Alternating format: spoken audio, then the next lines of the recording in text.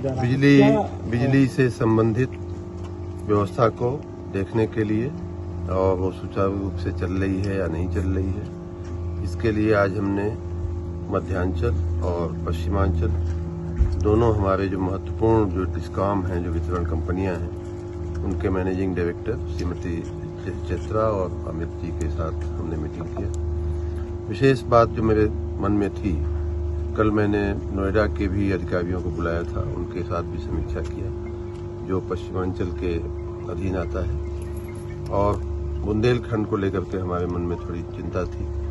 थोड़ा आगरा के क्षेत्र से भी, क्योंकि बरसात पहले तो बहुत हुई इधर, लेकिन बीच में इधर थोड़ा बरसात खींच रही है, तो कृषि में क्या स्ट्रेस है, कृषि में क्या तनाव है पानी और बिजली को लेकर के, वही मैं समझना चाहता था और क्या उपाय हो सकता है।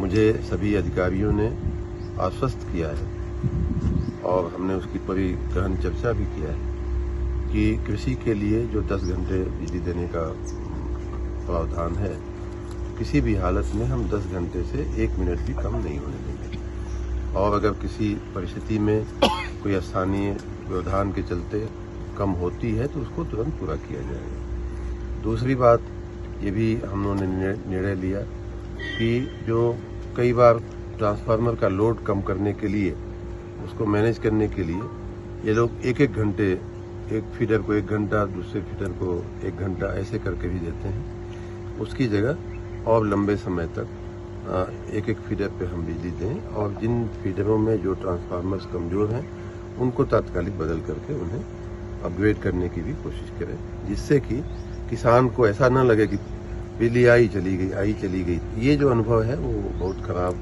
जा रहा है। तीसरा एक बहुत बड़ा जो निर्णय लिया गया है, उसका दोनों एमडीज ने और सभी अधिकारियों ने स्वागत भी किया है। वो ये कि पहले इनको बिजली का पूरा जो स्टॉक होता है वो नहीं मिलता था। एक घंटे बिजली देने के लिए इनको लखनऊ से परमिशन, लखनऊ से ट्रांसमिशन में से बिजली आती थी, तब इनके पास उसका जो स्टॉक होता है पहुंचता था। अब ऐसा किया गया है, बहुत ही अच्छा निर्णय, कि सभी डिस्कॉम के हवाले हम अपनी बिजली का जो पूरी मात्रा है, जो स्टॉक है, वो हम रख देंगे, और कहाँ स्थानीय कारणों से, स्थानीय आवश्यकताओं के मद्देनजर कहाँ कितनी अगर कटौती हो गई किसी कारण से, वहाँ पूरा कर दें।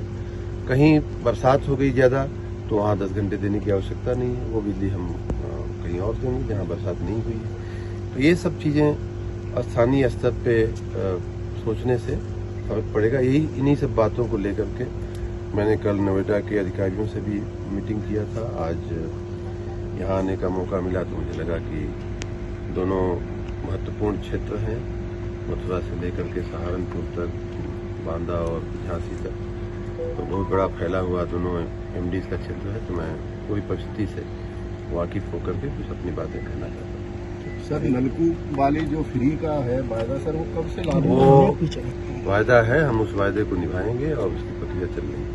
विद्युत उत्पादन के क्षेत्र में विद्युत उत्पादन के क्षेत्र में आपको जानकर के खुशी होगी, शायद आपकी जानकारी में आया भी होगा कि पहले की अभी तक की जो हमारी स्थापित क्षमता है, लगभग 6,500 मेगावाट की, जो तापीय ऊर्जा की, उसकी जगह लगभग उसकी 1/4 क्षमता 800 के 2 प्लांट ओबरा में, ओबरा डी करके उनकी हमने मंत्रिमंडल से मंजूरी ले लिया, और बहुत शीघ्र ही उसका हम बाकी विधि भी बहुत तेजी से करने वाले हैं। तो इस प्रकार तापीय ऊर्जा को भी बढ़ाने का लगभग 1/4 क्षमता हम राज्य की तुरंत बढ़ा देंगे। उसी के साथ एनटीपीसी के ही साथ हम अनपरा में भी करने की कोशिश कर रहे हैं, और उसके साथ अब अभी आज अमित किशोर जी बता रहे थे कि जो सोलर एनर्जी है उस पर भी हम बहुत तेजी से काम कर रहे हैं। यहाँ तक कि किसानों के ट्यूबवेल्स को भी